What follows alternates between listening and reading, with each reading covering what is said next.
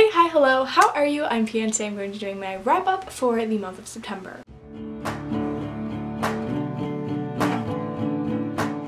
During the month of September, I actually didn't finish that many books. I started a lot of books and then didn't finish them. Read also less books.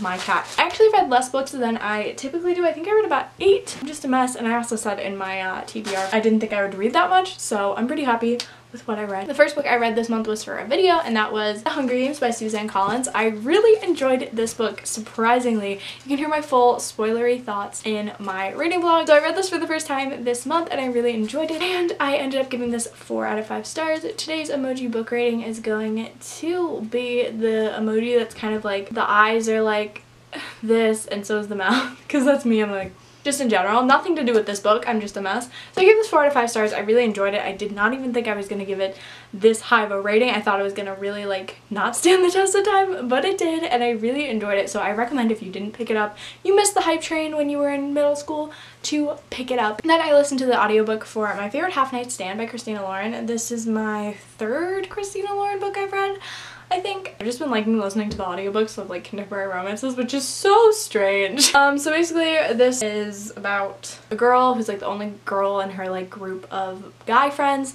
They all work at this university, and they decide for this function that they all need dates. So they sign up for this dating app. She, you know, creates profiles for all her guy friends, and then she makes her own, which is very impersonal. She hasn't really ever gotten to know her guy friends except this one who she had a half night stand with. And so she makes this profile, doesn't get any replies, so she makes a second profile, and this one's all about her, except it just has kind of a more obscure picture. She ends up matching with her best guy friend who she had this half night stand with, and shenanigans ensue from there. A lot of people have gripes with this because it's kind of like catfishing, but the thing is that she wasn't doing it to like be like haha, she was like doing it to be like as like a joke. She was like giving him all these hints, and he just like wasn't picking up on it, and she was like trying to tell him. Anyway, I liked it. I enjoyed it enough. I gave it 3 stars. Really fun, really enjoyable. I honestly just really like romances, but I just typically don't rate them very high. So 3 stars is pretty good for me, and I liked it. It was a good time. I don't really have any problems with it. Next up, I read, which I actually listened to an audiobook. It was an audiobook kind of month. I listened to Hello Girls by Brittany Cavallaro and Emily Henry. This is a very interesting story about 2 girls who come from very different walks of life, I guess. So we have Winona, who is like the daughter of this like TV personality kind of.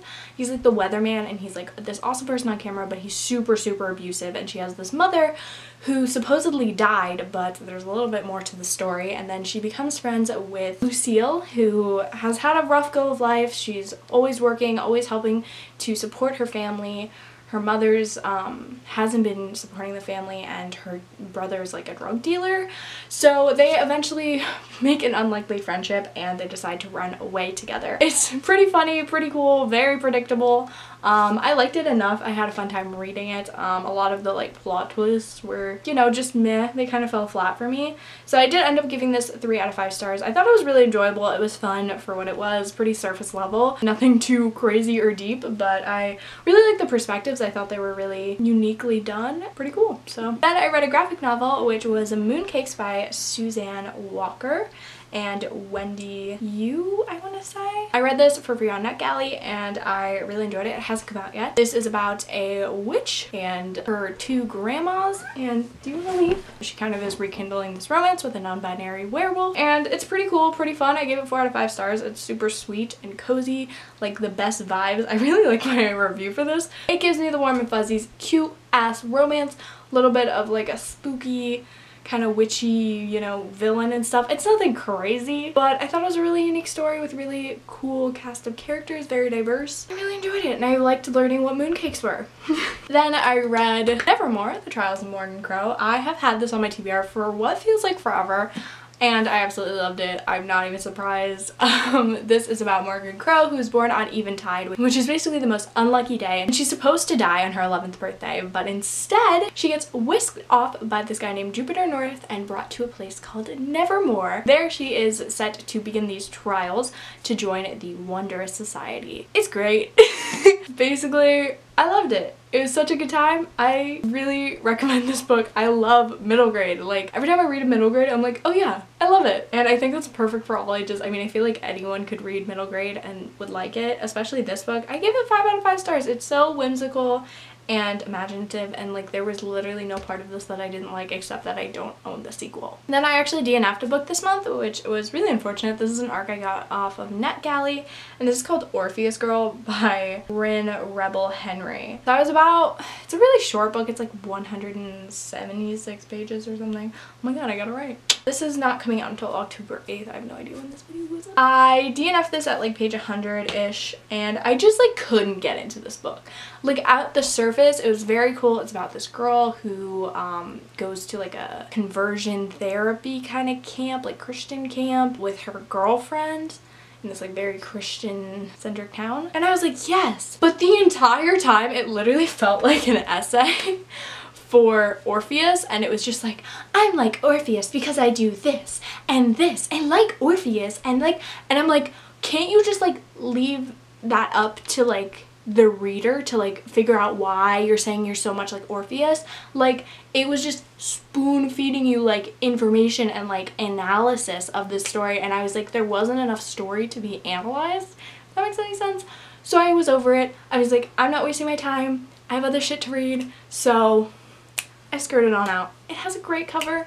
Really unfortunate. I do not recommend picking this up when it comes out. I am sorry. And then I read 2 books for the Contemporary-thon because I'm terrible. I read The Great Unknowable End by Catherine Ormsby. I loved Catherine Ormsby's book Tash Hart's Tolstoy, which I read last July. This book is great. I didn't know what this book was before I read it, so let me tell you about this girl here. Her name is Stella, and she wants to be well, not an astronaut, a space engineer, and it's set in the 70s. Her mother has died by suicide, and she is dealing with being kind of like the head of the household. Her father's like working all the time, so she also has to work all the time, and she has a younger sister, so she kind of feels like she is stuck, you know, in this town and in her place and role, that she can't really go to college, she can't really pursue her dreams. And she also had her brother basically run away and join the hippie commune in this town, which is called Red Sun, and there we meet our second main character, whose name is Galliard. I'm like really stupid. I want to say it's Juilliard, but it's not. So Galliard has only lived in Red Sun for his entire life, but he decides to go out one night and